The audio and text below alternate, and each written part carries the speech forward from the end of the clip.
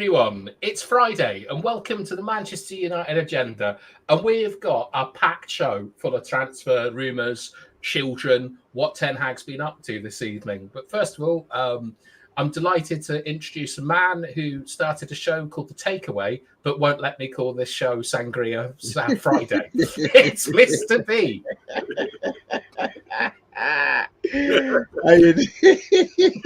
How you doing, Bob?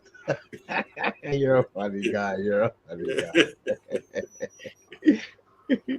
I'm good, man. I'm just enjoying the heat, man. Monday, you enjoy yourself?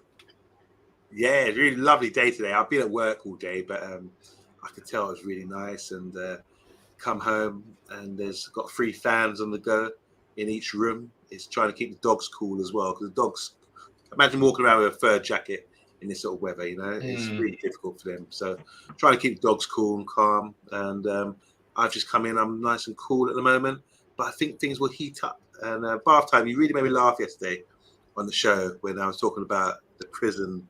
My friend is a prison officer. Oh, yeah. I clipped it, the bit where you said about, I've seen the video. That was wicked, well funny. But anyway, how are you, bath time? Back at you, isn't it, Mr. P? Yeah, I'm really good. Like, I've had a bit of sangria, so I'm extremely happy. And what I'm also happy to do is introduce everyone who's in the comments. So first up, we got Lucky Singh. He's saying, "What? What? You sort of faded out there for a minute. Dipped out. My apologies. First up, we got Lucky Singh. Realistically, we buy Manuel Ugarte and Sofran Amrabat. Are we all singing from the same sing sheet there? No, if we don't need Amrabat. If we get Ugarte, I don't think we need Amrabat. We got Bilal, who's saying good evening, people. Good evening to you, Bilal. We got DK Wilson, all the way from Washington, D.C. Can I just say something about DK Wilson? Like, I haven't been on Twitter for ages, and when I go on there, just very brief, like quick, no messages, no notifications or whatever. I went into messages today. There's a message from maybe 40, 50 days ago from DK Wilson. I thought, oh, shame. I replied today, and I'm thinking, oh my God, how rude of me, you know? I don't check my messages, but DK Wilson messaged me today, or I saw a message from DK Wilson today. Oh my God, and I replied, thinking to myself, my gosh, how rude must he think I am that I just he sent me a message 2 months ago, and I've only just now responded. So DK Wilson, enough respect to you. Welcome. Yeah, DK, that is a great insight in what it's like to communicate with a Monday about shows. We've got King Dino, my favourite amateur boxer, and he's saying Ugarte is next. By the way, talking about amateur boxing, I did a few drills today with a professional boxer, and I had the bodysuit on, and I tell you, he was caning me to the body. More to come on that. Some videos and bits about. Oh, you got videos? I'm doing a show. I'm gonna be doing a training schedule show to go through boxing. So King Dino, big up to you, man. It's a tough sport. Yeah. Well, speaking of tough men, we've got the king of the kebabs. It's Matty Bassett, and I hope you're doing well, Matty. And we've got Simon Warner saying, greeting gang, how goes the day? And I hope that you're doing very well. We've got Bart. Hello and good evening, everyone. One question. Are there any parallels in the skill set of Fred and Ugarte? I've got a question. Starts with a P. And does it end in N? Yeah. Preston. It rhymes with question. Preston. What happened? Liverpool Football Club. What happened with... They lost to Preston in the pre-season, and when we lost to Rosenborg, a lot of Liverpool fans were asking me questions, you know, and I just said, look, you know, I've got no excuses. We should be winning these games. I didn't even know. So they lost to Preston today. So he's gonna go now. He's gonna go now. He's gonna like before. As long as you like before you go, mate, it's fine. Yeah, and don't forget that Rosenborg were 15 games into their season, and Preston have just turned up from the travel tavern. We got Michael Hill, 3 fans. That's more than City have got. And let's see if we can get more likes than City have got. We're aiming for 3 likes this evening. How much did you say? 3. 3 likes. 3. What do you want? 30? No, I don't want 30, but I'll take 20 or 15. 3. That's us 3. If we did it ourselves. Exactly. Easily achievable goals. And we've got our favourite graphic designer. It's Vincent Bullock. Bart's on some copium, saying that Preston are better than Rosenberg. And a little bit of insight into King Dino's life here. I used to train with a pro, Leo DeLange. And even though he was only a lightweight, he could really hurt you to the body. Yeah. Do you know who that is, Monday?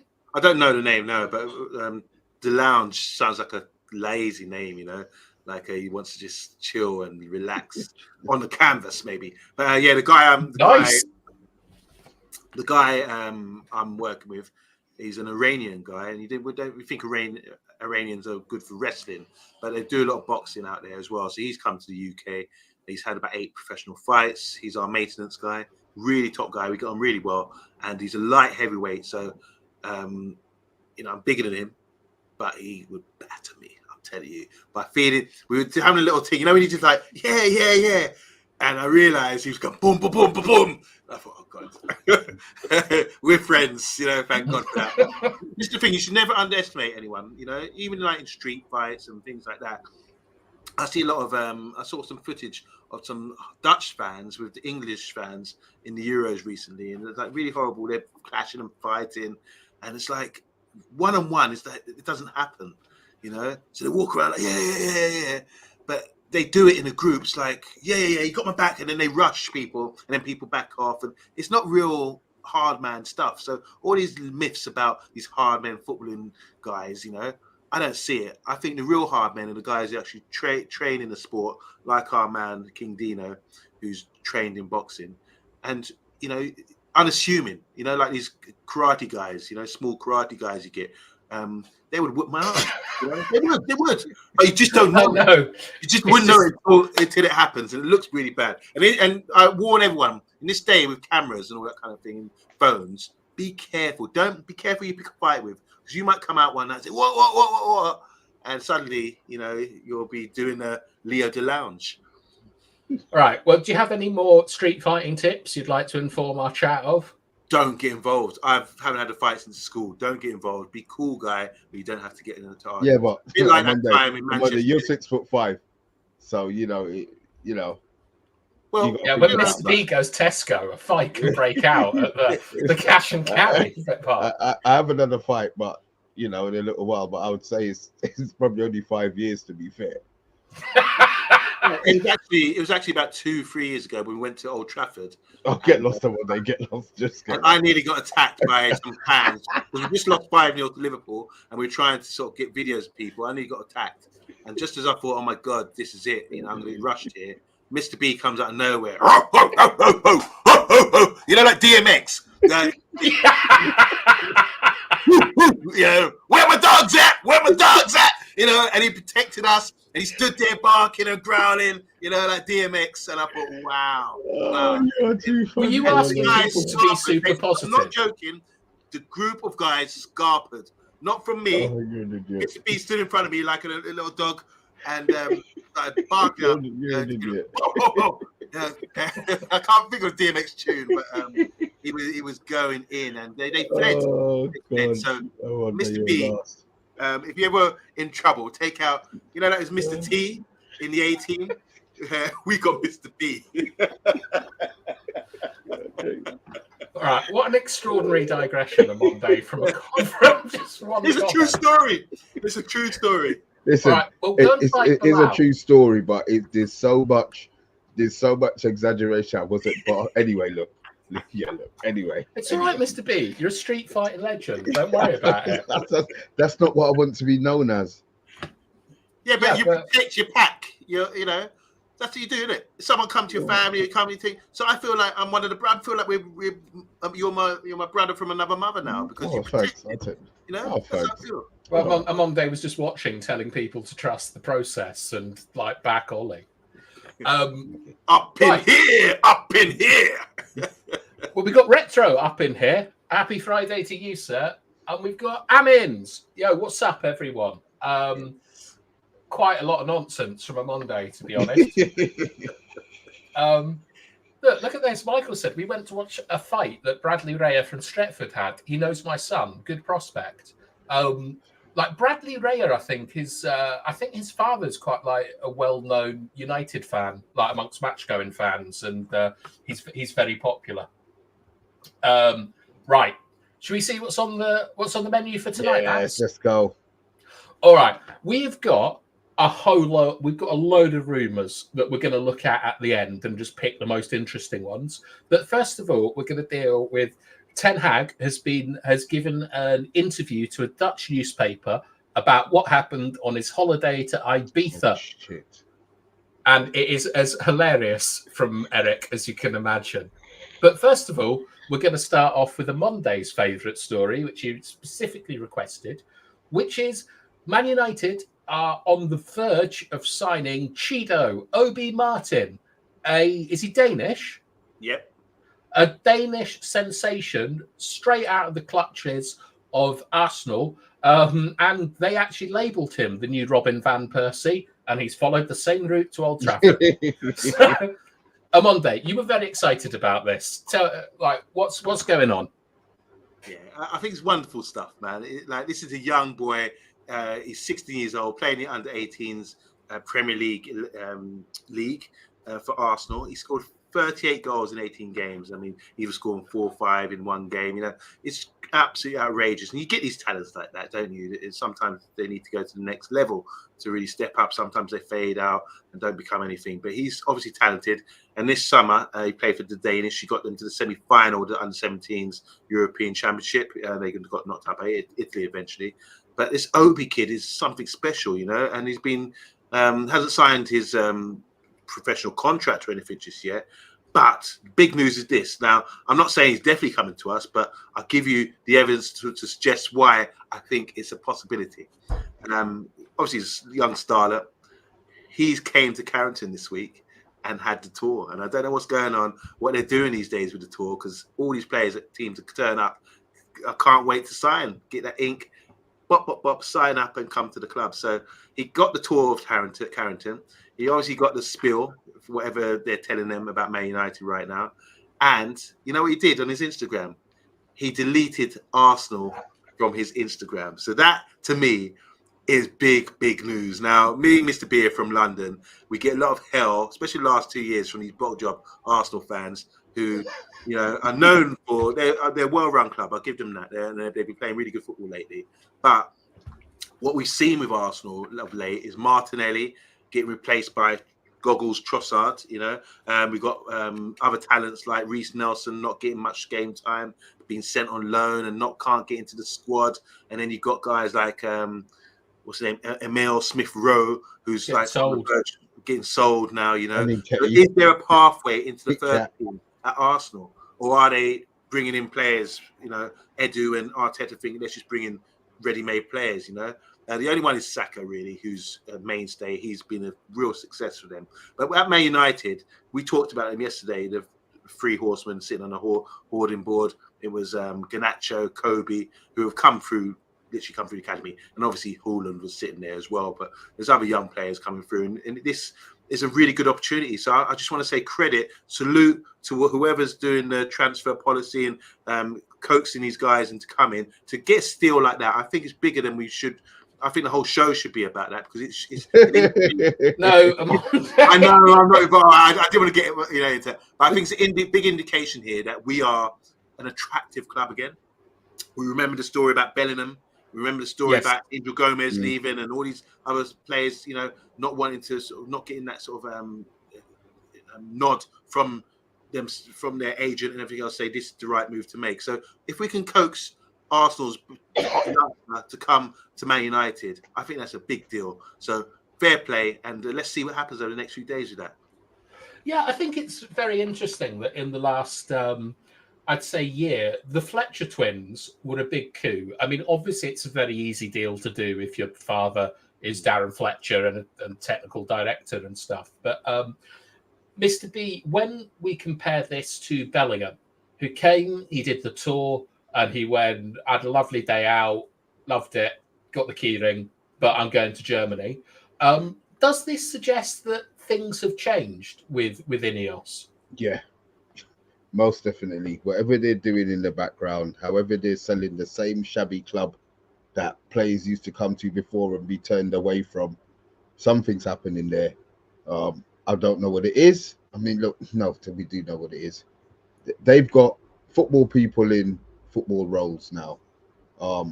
They all know their specific role, whatever it is. And I think it's working both time. At the end of the day, we've always been a huge, listen, man, people mock us. Yeah, they do. I understand it. We haven't won the league in blah, blah, blah. Yeah. I get it. But we are massive. You know, we are massive. Jungle is massive. But back in the day, like Rooney's sons and Ronaldo's son, I think, were at the City Academy when they were players. So I think things are changing. And in chat, if any of you, I know a lot of channels and social media accounts drummed up Qatar, and a lot of you wanted Qatar because it seemed like unlimited money. Let us know how you're feeling about Ineos at the moment after this week, because I don't know, Monday, I think that they're really turning a lot of people's opinions around. They are, you know, they are. But can I just say, because I know I'm going to forget. Okay. Remember when we wanted it to be organic, the way that the club was growing. We didn't want a whole load of. I like the fact that we've got to find bargains. We've got to make deals. We're not just going out there and saying, yeah, we'll pay this, we'll pay this, we'll pay this. Yeah, we've got a budget, and the fact that we're doing things inside the budget and then we're selling this player. All right, there's going to be maybe players sold that we don't want to get sold, and it's individually. But at the end of the day, it's going to be for the better good of the squad. I like the fact that nobody knows what we're doing until we start doing it. Ugarte, nobody knew what was going on. Sancho coming back into training. Jesus Christ, nobody knew what was going on.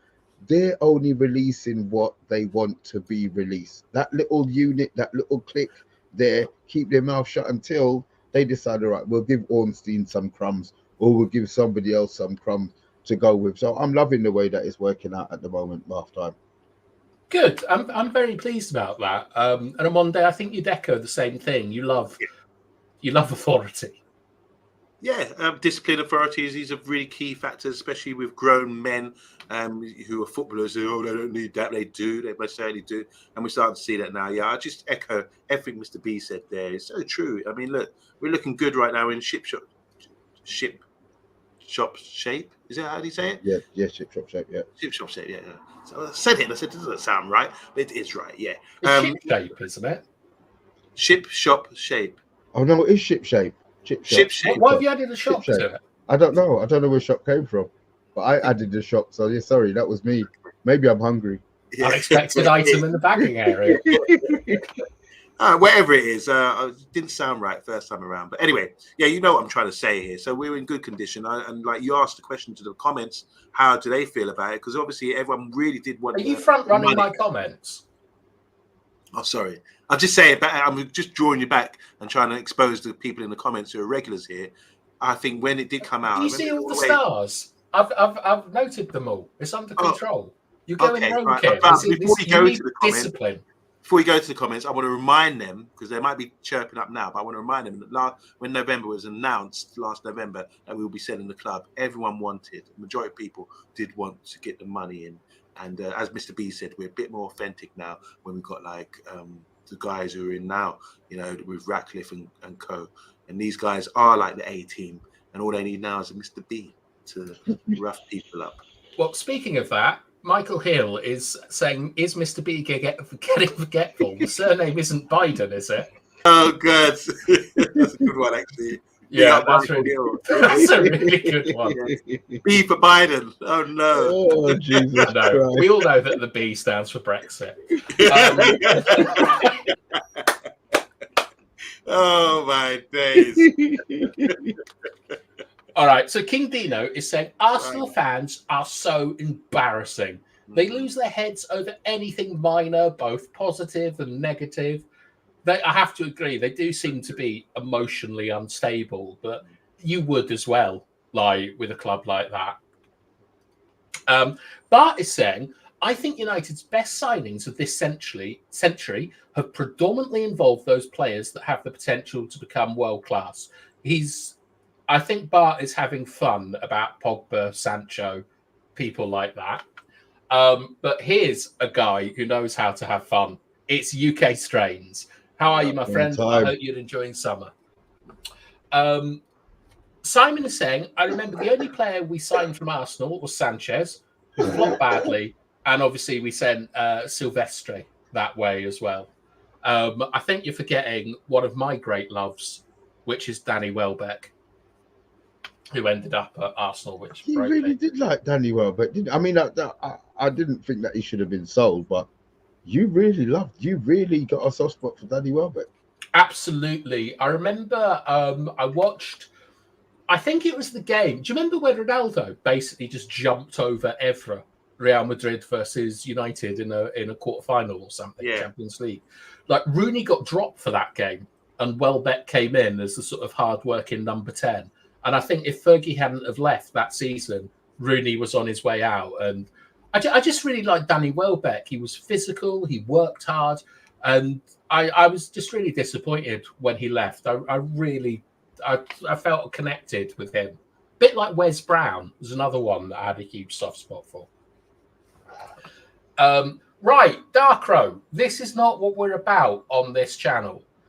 I don't know, like you're in our house and you're very welcome in our house, but you're not to come in and say this kind of nonsense, okay? Like, maybe with Bart, I agree, but for everyone else, please don't. And Vincent is saying that Yoro is number 15, and I've got a great little picture of Yoro up next. And look who it is. It's Chat Sport. Now, Michael Hill has an important question. Who does the best jollofi rice? Ghana or Nigeria? Massive issue, this. Amonde, with all your 145 kilograms, what are you saying?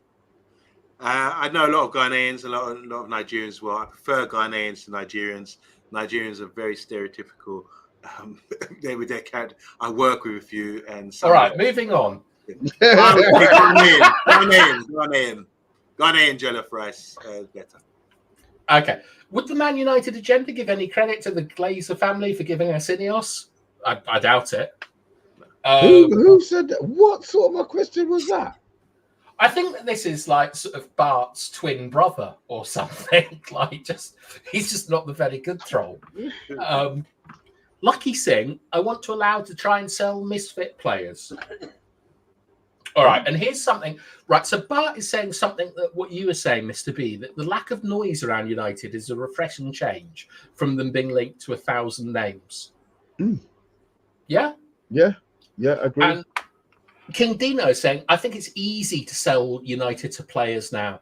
They can use the massive changes to staff and culture to show that we're going to be a serious club again.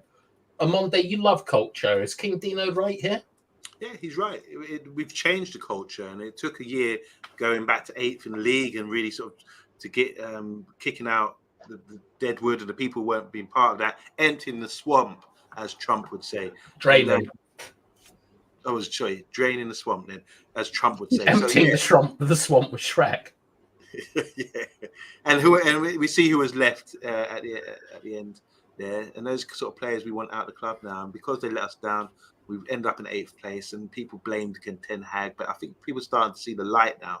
You know that Ten Hag is not necessarily responsible for that. We need to go through that process and to change the culture, as King Dino is saying. So you think it's Ten Hag that's done it in conjunction with Ineos? Or yeah, I do agree. Yeah, most certainly. Otherwise, he would have been gone. They've looked at it, they've assessed it, they've listened to Ralph, your favourite guy, Ralph Rangnick. Yeah, who sort of also said we needed open heart surgery to change the club, and that's what they've gone about doing. And no matter what the fans have said no matter about the results or the amount of defeats we had, the whole long-term goal was to change the culture of the club, and we're seeing it now. We're seeing the fruits of that now. It's harvest season. Yam up the good fresh fruit, guys, because we've got some nice ripe players coming through. And we've got Emma with, as always, a very sensible comment. The people in the academy have been working hard before Ineos came in, though. It's down to them that it's going well. In particular, it's Nicky Cox, who's head of the academy, and he, we got Garnacho for tuppence halfpenny from Atleti Madrid a couple of years ago. We've obviously developed Kobe. Amari Forson, I'd love to have sold, but the academy really looks on the up. We've got Collier, who is a number 6 that I don't think looks ready, but that boy's got an engine on him. I think he's going to. He's going to play tomorrow. We got Rangers tomorrow as well. Do you think he's going to play tomorrow? Absolutely. Like whether it's second half or first half, like he played last time. Absolutely. Now, Matty, Qatar was my first choice, but I've got to give Ineos their due. As a fan, they're doing what I've been asking for, and that's footballing people making footballing decisions within the infrastructure. So brilliant, Matty. However, Lucky Singh would prefer Qatar ownership. And look who it is. It's Reggieverse. Good evening, peeps. How are you all? I'd say no to Simon. I think we have enough. Doesn't he play the Bruno role? I think a top DM is the priority, and the team will improve something last season. Will improve from last season. We'll get on to that, Reggie, but I hope you're having a nice day. Now, King Dino is saying, I did lean towards Qatar purely because they wanted to remove the debt and Ineos didn't. Bart's got a comment about Souness being one of the best CDMs in the history of this country. Do you know what? Don't fucking wind me up, bro. That man is such an arse. Souness is an arse. I have to, the thing is, Mr. B, right? I think Bart is right that Souness is one of the greatest players that this country has produced. And as much as I dislike produced. Well, okay, but these British Isles have produced. But I sometimes quite like that there are people that say stupid things in the media about our players, just so that we can kind of examine them. Like, you can't tell me that Jamie Carragher wasn't delighted to point out the errors that Ten Hag was making. And I think sometimes that's important, that we just don't have, Keane Neville, who, for example, would never say anything bad about Ollie. I do think that they bring balance, whether you like it or not. No? I'll just move on. Look, he said something about Kobe Mainu. Obviously, he was always on Pogba's case. He said something recently about Kobe Mainu not understanding his position or being out of position during England. I think everyone's jumping. But he wanted Trent to play in there, the prick. Yeah? He's an arsehole, man. He should have drowned when he was swimming. That charity thing. He's a dickhead. He's a dickhead. Really? Well, there's a lot of people here that are saying that he's racist, which why? I don't. He says odd things people about throw around racist and all this kind of stuff. Yeah, I don't think it's racist. I just think he's an effing idiot. Fair enough. Right, this isn't a show about racism or Graham Souness. It's a show about how many likes we can get. I respect his opinion. Sometimes he might be wrong about things or his assessment. But if he's saying something about his positional thing, I'll say, okay, what is it exactly? Is there something in this? And, we have to look into it. People need to improve. He's only 18 years old or 19. Exactly. And that's my point, Amonde. He's not a big grown man. So he should just shut his mouth. Yeah, so maybe you think, but everything he says now about Man United players is going to be put the Pogba thing or whatever. Yeah. This guy is as Bartham was saying, he's one of the best midfielders of the 80s. He started off for Spurs, ended up in Liverpool, winning Champions Leagues, all kind of things. I think he's won 3 with Liverpool. The guy is hard as nails, and you have to respect his opinion, like him or not. But that's kind of the point I was trying to make, Amonde. But anyway, I don't want to spend my time talking about Graham Souness. I want to talk about Ten Hag's chat. I'm not going to do an impression, but just add in an A whenever you like, as Ten Hag does. So he's opened up on his conversations he had with the United hierarchy after he surprisingly won the FA Cup in May. Yes, communications broke down, but I was just celebrating holidays with my loved ones and I let things happen. I have no influence on that. Of course, that is a strange state of affairs, but it's not like I panicked. It's a decision that was out of my hands. I just waited it out. At that moment, you have to think in two scenarios. We continue or we don't.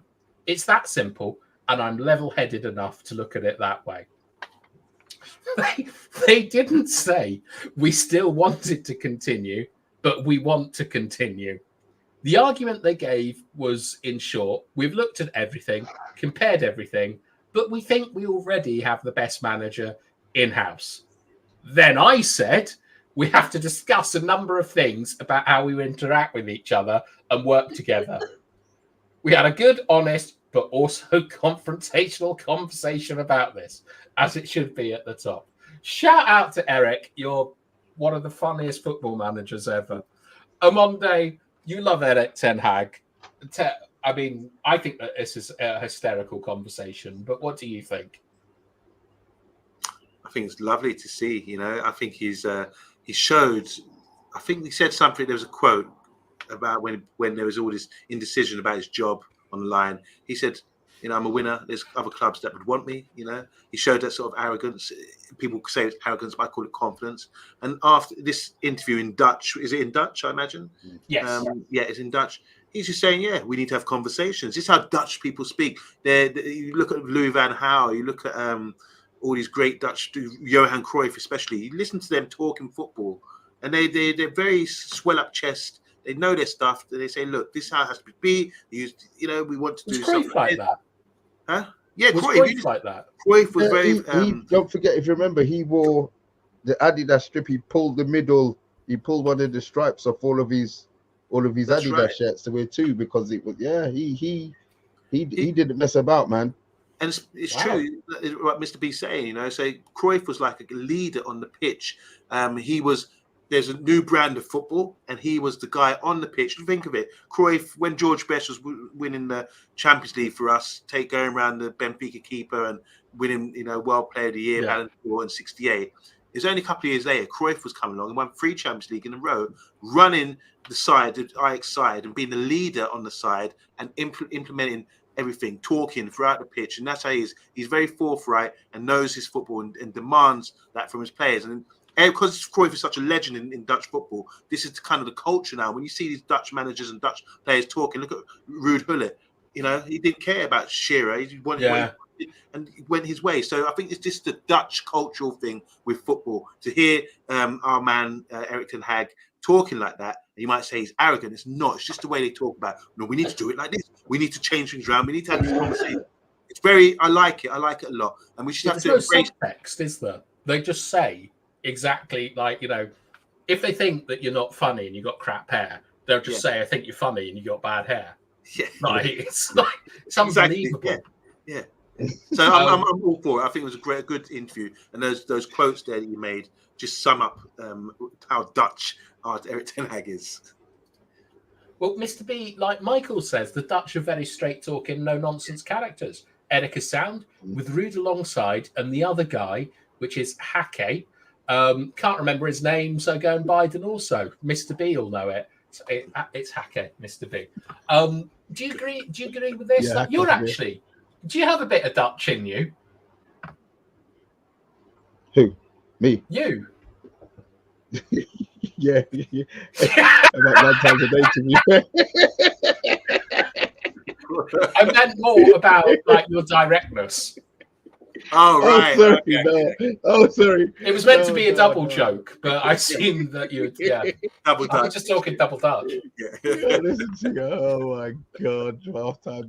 Listen, just as long as you don't get as bad as a Monday, we're all right here, man. You'll be all right. Yeah, but you are very direct. Yeah, you know what it is? I don't do bullshit. I don't do bullshit. You either take me as I am or you don't take me. I don't care. I really don't care. I don't care if I offend you. I'm too old for all of that now, innit? And I've been like that since it's just got worse as I've got older bath time. I tend to say it as it is. Oh, yeah. No, I'm good with my player. Well, I say that because they're not listening. I've retained a lot of players, and I tend to get rid of the shit, and they tend to know that they're shit by the end of the season. So, yeah, look, it is what it is. I think I'm good with play. At the end of the day, I want their money. The club needs their money. So not gonna listen. Let's not get it twisted. It's all financial here. Yeah. I see these guys as £10 a week. You know what I mean? Such And a glazer. Shout out to your club, man. Yeah, but we make money. You tell them exactly what you want and exactly what they didn't do and all that stuff. No, like... I don't. But the group that we're in, I think the team group, they understand what we want. I mean, I've changed formation this season, so it's going to be interesting to see because there's players who just can't play in it. So once pre-season, I give them a chance to prove what I know is right, and if they surprise me, great. If not, then they'll play for somebody else, but we'll still keep their money coming in. It's all right. Well, I mean, that almost sounds like a pyramid scheme. Is that the formation you're playing? That's the formation. It's yeah, I don't do bullshit half time. I just can't be asked with it. Honestly, I just can't be bothered. And you know what my memory's like. So if I start lying, within 4 minutes I've forgotten what I've said. So it's better that I tell the truth. At least I can remember what I've said. You know what I mean? You're much kinder, with your players. Like, do you I imagine that you you dance them, you take them out to dinner, you give them a back rub, and then you tell them they're dropped.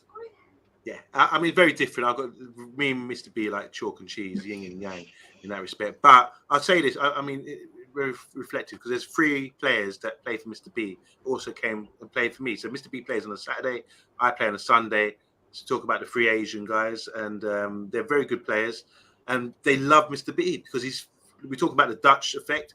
But Mr. B could be Dutch. I mean, from Dutch, it was the islands called or whatever, Caribbean islands. You never know. But they love his style because he's very honest with them. Sometimes brutally honest, but they respect that, you know. And then I'm a slightly different manager where I'm I'm not too involved. When the game kicks off, I go to the other side, away from all the noise, and I just try to the game myself. And I talk to them. I ask them for their feedback and that sort of thing. Mr. B sort of like the Brian Clough quote, wasn't it? Where he says, me and the player, we got disagreement, we sit down, we talk about it, he says it's you, and then I tell him I'm right, you know, and I'm more like, well, let's have a discussion about it. What do you think? Let's have the conversation. And sometimes it ends up with people getting too familiar, and we have a few bumping of heads. So I don't think my approach is that good. I would prefer to be like Mr. B but then I would not have people. The differences between me and Mr. B, if I start to be like that, I would not have people paying subs. And what we've had this year, we are still in financial ruin because a lot of people didn't pay their subs anyway. So I don't know what the best formula is. Maybe it's a combination between all 3 of us because you got different personality as well, Bath Time. The way I like directness. Yeah, like I just like directness, but I also like Vincent's joke. Mr. B is more Dutch than Bob Marley. Shout out to you, Vincent. And here's an excuse for Monday for you to tell one of my favourite stories. Did Mr. B captain the Mean Machine? All right. So, Okay. I was in Mean Machine, the football version to Burt Reynolds' film from the 70s. This time it's starring Vinnie Jones and load of other cast, Danny Dyer and all these guys. And I was on set with these guys, and I could have been more involved, but like they kept me. They saw the monster physique I had at the time, and they kept me in the gym pushing weights and looking mean with my afro. So yeah, I'm in that film. Is you 100% serious about that? Yeah. So I'm sorry. I've been on this. I've known you now since lockdown, and at no stage has this ever been mentioned. And now on the Friday night, so now I've got to go and watch the gym scene in Mean Machine. Well, I tried to watch it and I couldn't find him. Well, don't worry. Only I can see it because they did. There's a 2. It's imaginary. They have a director's cut. I think they didn't want to frighten the audience by having this sort of monstrous, massive 6'5" guy lifting weights, and then it was. You don't want to overshadow. Because the whole issue was Vinny was supposed to be the tough guy in the film. If they had too much of me on politics set, a Monday, politics. They thought that this guy, people say, well, who's that guy? Why can Vinny take him on? And that's all. So they kept it. That's what the focus group said. They sort of cut me out a lot, so you won't find me. There's a few scenes. You might was this in your bodybuilder phase? I was training at the time. Yeah, I was really in good condition. So. Whenever you see a gym scene, you'd see a man with an afro, pumping weights and doing this thing. But they didn't pan into me too much because obviously I don't want me to overshadow the stars of the movie. All right. Well, speaking of overshadowing people, JR is saying Carragher's rewritten history. Anyone who played for Man United between 92 to 2010 wasn't as good as any Liverpool player, despite history. And Vincent's got some maths for us. 20 likes, 20 times 20. I've seen 20 times 20. Man United playing football the Bubsy way. Quick maths, Amonde? Yep. What's the name? Big Shack. Quick maths. Yeah. Right. I was hoping for you to do the arithmetic, but I'm not going to do that. 20 times 20. Oh, sorry. Right. We'll do this arithmetic. We got 20 likes. I think actually Steph saying that we're on 21 likes. So good. Steph's got a notification on my phone. Just pops up with what's fantastic. Going on. All right. And Lucky Singh is saying he cares about winning. This is about Ten Hag. He's an honest man, and DK Wilson really appreciates his honesty. Yeah. Michael is saying that Dutch are very straight talking, no nonsense characters. Eric is sound. Oh, we've done this. Sorry. But see, I'm like Biden now. The pee in bath time. Yeah. Yeah. We've got Andrew in the house. Hello, Andrew. I hope you're well. And anything else here? Q&A with Mr. B and Amonde, sir, would be interesting. You have no idea, Darkrow, how interesting it is. Don't have any idea. That's true. That's very true. I just want to say, I was told today, which is really fun. I don't know if you know, Kane and Christopher and Percy, they do like a, Mr. B might know this. Yeah, 18 podcast, yeah. Yeah, so guess who someone described Percy as? Because you don't see Percy on screen, do you? You just see the white glove. That's What are you bath talking time. about? Someone said to me, that's bath time. Percy's bath time. What is this? I'm going to send you a link to it. Yeah, all right. Send you a link to it. What's it called again? 18... 18, is it over 18 podcasts or something like that? Podcast rated 80. So there's a comedian called Kane and Christopher thing. They have good belly laughs. And it's a good show and they're vibing. And then there's a guy, old uncle called Percy in it, who's always making jokes. All you see, you don't see his face. You just see a white glove and laugh, pointing fingers. Like Michael Jackson or Kind Mr. of Claw like, from Inspector Gadget. Yeah, something like that. So basically, I would be Christopher, Mr. B would be Kane, and you would be Percy. So maybe we start calling you Percy. Well, from a lot of comments about my accent, Percy would probably be quite a suitable name for me. Was Mr. B an escaped victory? Can you name the players in it? I can tell you the goalkeeper. It was Rambo or Rocky. And Bart's out. Good night, Bart. Just before you go, we'll answer your question. What are your expectations from Ten Hag this season? For me, probably to get sacked. Let's see who we buy. Yeah. But let's see who we finish with, because if there's certain players still in the squad, then my expectations are going to be lower. But I do expect us to finish higher than 8th. It's got to be Champions League, surely. I'll wait. It's got to be Champions League. Well, come on. Well, we might sign. We'll see. All right. Well, for our next story, I have a picture of the back four starting against Rangers. You can see Yoro there with what could be triplets. But we are playing Rangers tomorrow, 4:00, MUTV. Rashford won't be playing, but Yoro is probably going to get minutes. And that's fantastic, man. Wow.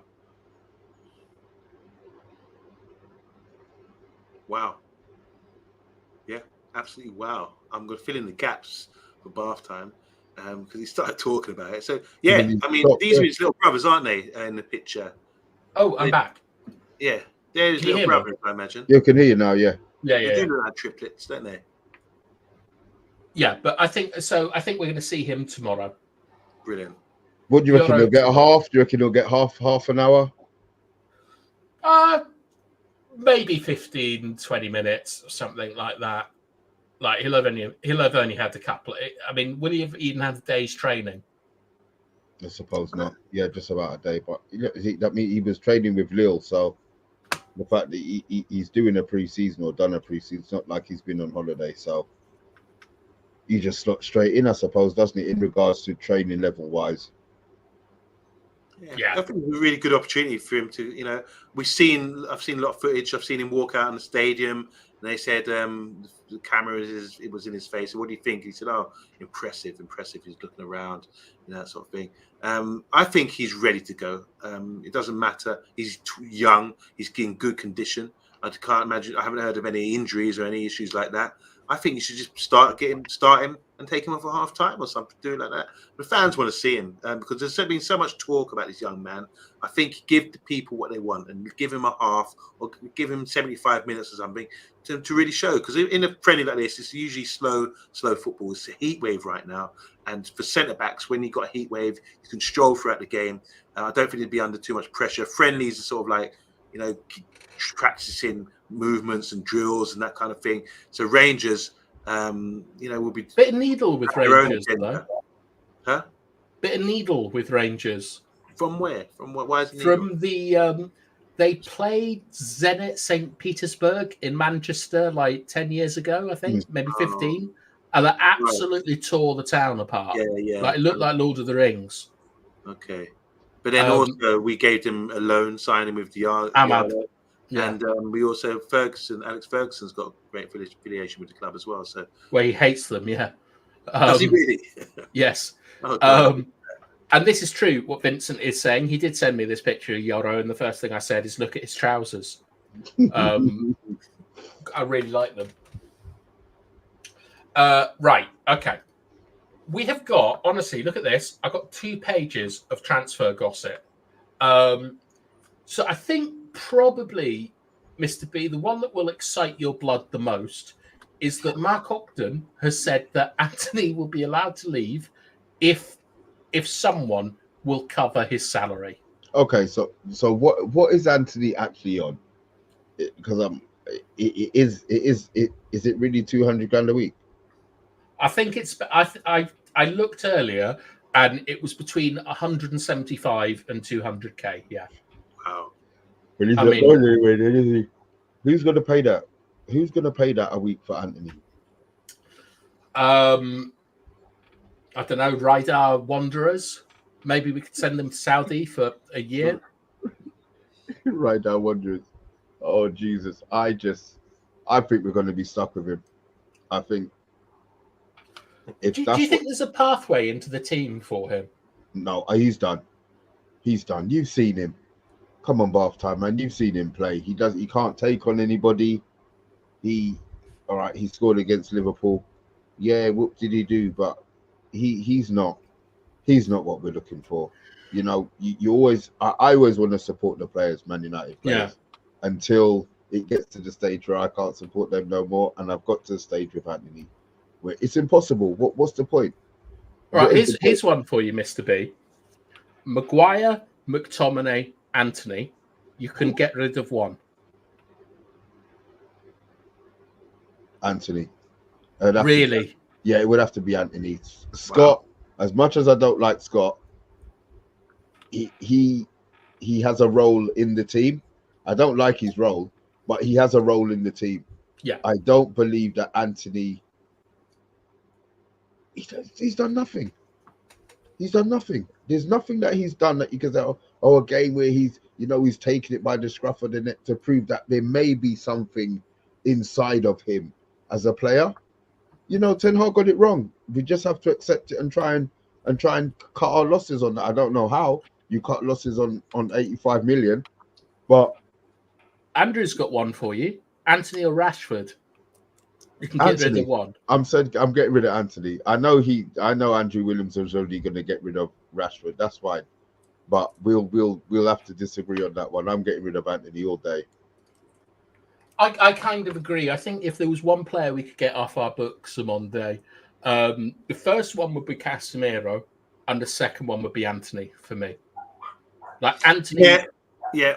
I think Antony still deserves a season. I agree. There's still, because of his age and because of what we've invested in him, I think it would be a shame.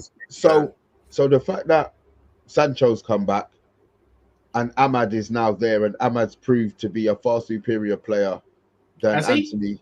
Well, the games that he's done, Antony's done F all. Antony scored against Liverpool in the same game that Ahmad hit the winner in. He got us back into that game. You know what? I don't remember Antony scoring it. I'll be honest. I only remember the winner. I only remember the end bit. I don't remember the filling in the middle. So to be honest, I still feel that Ahmad should be given a chance. And if there's two players ahead of him, I just feel that last season, I think he showed that he can play for Man United. You know, now earn like he did with Garnacho. I don't expect him to nail down that position on the right hand side. But when you come in, show that you're a Manchester United player and you're worthy of donning the shirt. Yeah, I think for me, shout out to Stefan actually. His defining memory of Antony is him celebrating a goal against Newport. Like he'd struck at one into the top corner at the Bernabeu. I think he did actually score against Barcelona, though, Antony.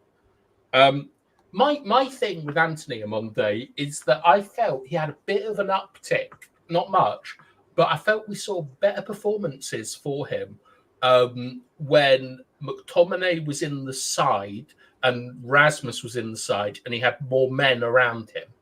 Because we know he doesn't have the pace and things to do all of that. But also the one thing you can't do at Antony is he's got a good work rate. Yeah, he has, most certainly.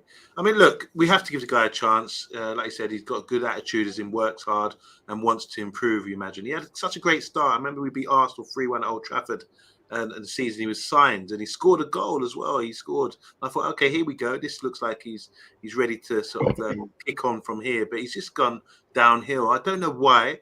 I think sometimes when you come to a big club and the expectation, and you know he's Brazilian, he's gone from Brazil to Holland, then he come to England. Maybe he needs to be more part of the culture, settle down in the country. We were discussing yesterday about getting married, settling down, you know, and focusing just purely on football. I think the culture is, for me, the main thing for me. He wants too much time on the ball. He thinks, oh God, there's 70,000+ people here. It's showtime. I need to show them I'm good by doing something a bit of trickery, which is not beneficial towards the team. So if he can change his game and start becoming a bit more of a team player, I think we might have a player there. But I agree with Mr. B. I think it's got to a stage now where Erik ten Hag was playing him a lot, put a lot of faith in him. Now it's got to be a case of, because he's had that season, he's had 2 seasons now to prove himself. It's a case of let Ahmad come in or let another guy come in and let Antony prove himself. Because obviously there'll be injuries. There's a squad game. We're going to have so many games this season with the Europa League or whatever in Europe. So I think there's opportunities there, but don't start him. Make him hungry. You got to work out what makes him, what's going to give him that motivation to improve and to play in line with how we're trying to play our football. So I think we need to sort of think about how we approach Antony. Don't start him all the time. Make sure we get a youngster like Ahmad come in and make him scared of Ahmad. Yeah, but you say a youngster like Antony's old. Isn't Antony like 23? Yeah, that's still he's got some window there to grow. And with the new structure of the club, I'm prepared to give everyone an opportunity, even Casemiro, as I was saying the other day. If he stays, I'm still prepared to, because people, you up your game. If I get a new boss coming into my workplace, who's really on it, I'm going to be straight away turning up, trying to be a better work man, And the same applies with this new structure. Like they've kicked people out. They've seen Ronaldo leave. They've seen Sancho get dealt with the way they dealt with. They've seen their buddies leaving the club. So that puts fear into people and thinks to themselves, right, if I want to stay here, which is the biggest of the big, I need to get in line with what they're doing. And then I think most players can see that now. And if they want to succeed, they're going to have to start performing and start to act like proper players. So Antony, I'm going to give him one more season. Amonde, I've got a question for you. This is something that Steph has said. What baffles me is why Antony doesn't take free kicks and corners, probably because of Bruno taking them all. I've always said when I was watching Ajax before Antony was even considered, I thought he had a left foot wand. You've seen pinging balls. We see it. Go and look at the highlights. I mean, you see him pinging balls, cutting in from the right, pinging it to the top bins. And I do think he could take corners from the right hand side and whip them in. I think he could take free kicks, whipping them in like that. It's just about obviously there's a hierarchy because Bruno seems to sort of be over everything. But you remember Fred, Mr. B, used to sort of like sneak around free kicks and with his left foot saying, "Oh, it's on the right hand side. I'm left-footed," and you never get a look in. But I think Anti's got a better opportunity. Everyone. Sure takes free kicks. He does. Takes good free kick and corner as well. But I just think with the left-footed side of things, we've got Shaw, we've got Antony and Ahmad. I don't think Ahmad's should be considered. But those two should be, fighting it out to say, look, we can take a few corners and set pieces here as well. Martinez, maybe? No. You think that, like, Antony is a better ball striker than Martinez? Well, if you're talking about free kicks, I haven't seen Martinez take a free kick, but I think Martinez, if you're taking a set piece or free kick or corner, I'd like to see Martinez in the box trying to fight and wrestle to get on the end of things. Remember, he scored a goal against Arsenal at the Emirates. I think that you need a guy like that in the box rather than standing over a set piece. Now, Mr. Big, this is a great comment. A left-handed wand is just like a left-handed screwdriver. That's so true. I've never considered that before. That's brilliant, Steph. Excellent. All right, Mr. B, is there anything that stands out for you from that page of transfer gossip?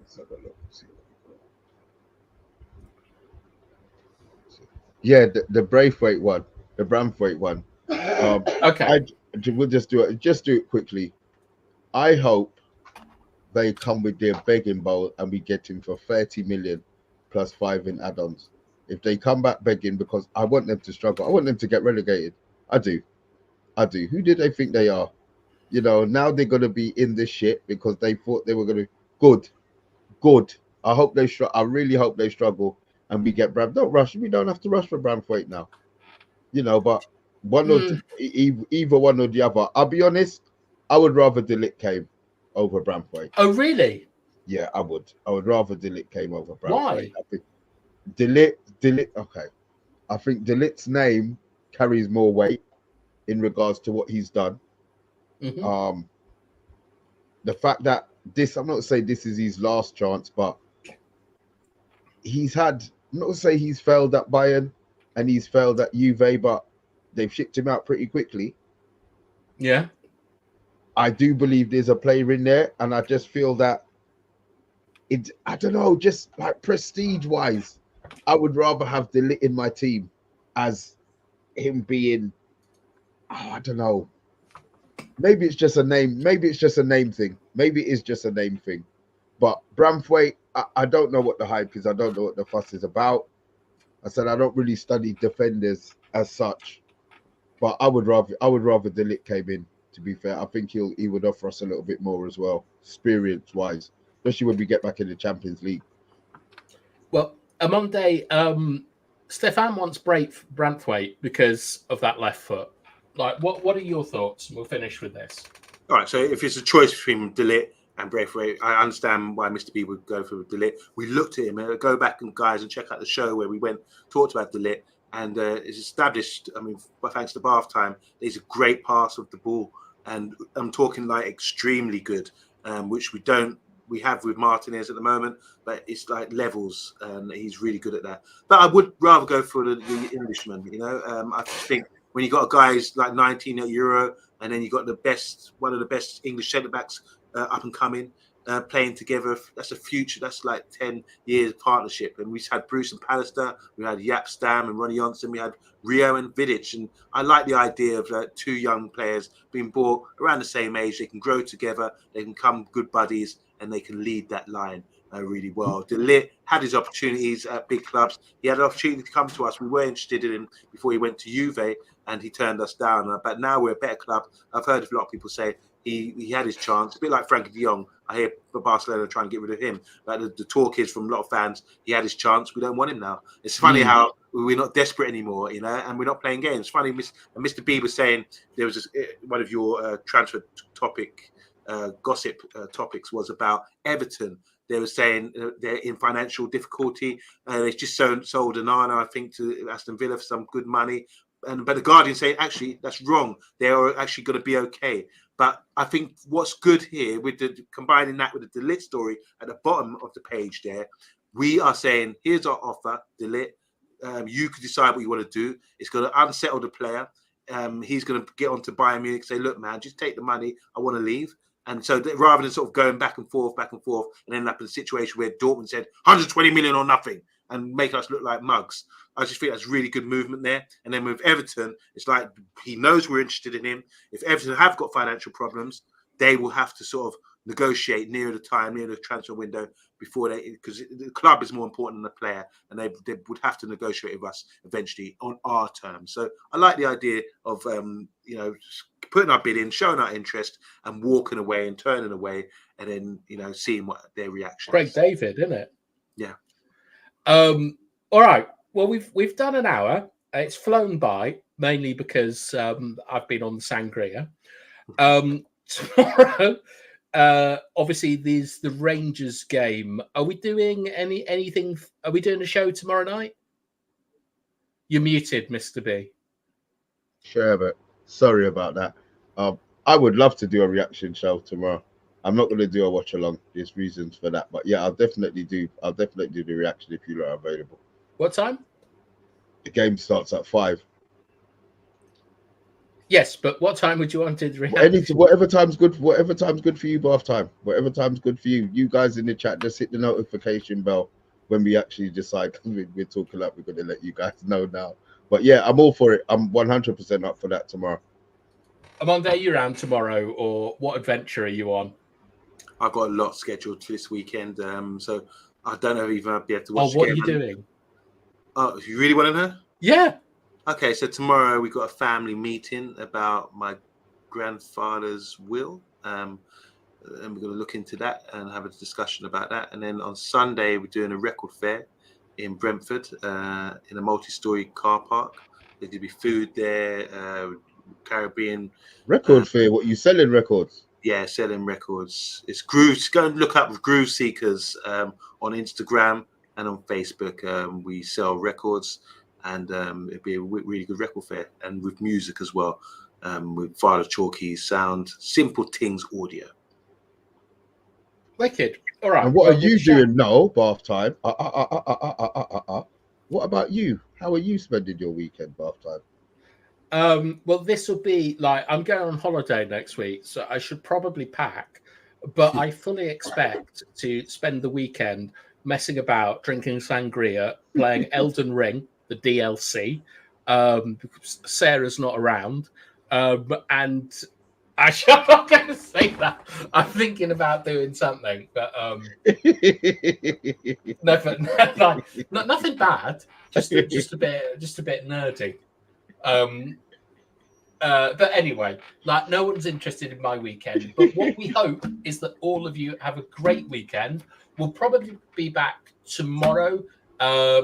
Thank you for all the likes. Thank you for spending time here. I hope you've enjoyed the show tonight. And with that, yes, thank you, Simon. You have a good time as well, Simon. No one ever says that to us, so cheers. But we're going to give you the outro. Thanks very much for watching. With the Manchester United agenda, good night.